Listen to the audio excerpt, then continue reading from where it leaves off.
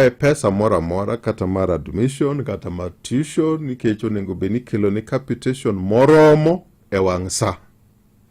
Moromo e wang' sa. Moromo e wang' sa. Hapa ni summary no nyalo kawo kanyo.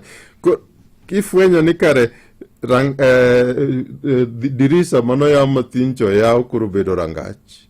Matiende ni koro pesa mora mora kata kapok oter ka county director mondo mi ong'e ni ang'o to sechak kwa jonyuol keluruma kendo gin pesa ma galagala iwinjo ka nitiere skunde moko kan watimo that survey.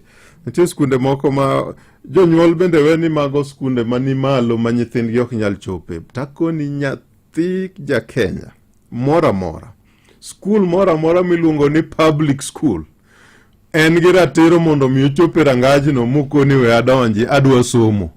Iwinjo chikno. Mano tich Douglas Odhiambo. Ipako mana tich ma ng'ato tiyo maber. Mondo mi kik geng' ne ng'ato. To jonyuol moko ne konwa ni gichopo skul moko to ipenjo gi ni to ne kalo sikunde adi kibiro ka.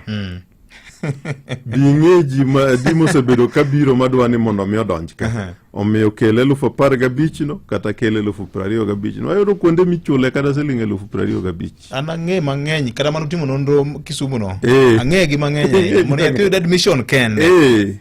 Koro winje mato mago matene gi opare public schools. Gin public school. VOJ gima timore nikech matwak mar anyuola.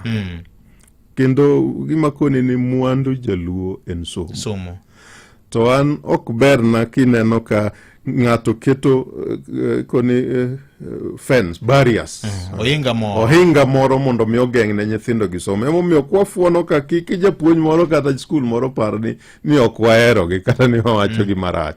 Wadwa ni mondo mi nyathi ong'e ni en gi ratiro mondo mi otere kendo dhi osom motiegre nikech seche mokonye na koni mane mwandu ni makiny. Wan onge mwandu mora mora. Kata chakre chon.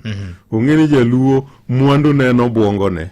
To kendo skul no kimiye to kinyi neno kuchier kendo chalo yath moro mano kit modongo maber. Omiyo kar somo ka jopuonje kata jonyuol moponi owinjore nikech tie jotend jonyuol moko ma beginde samoro gimbe nitie kaka kado moro wuok e bathe kaka giwinjore gi jotend skul.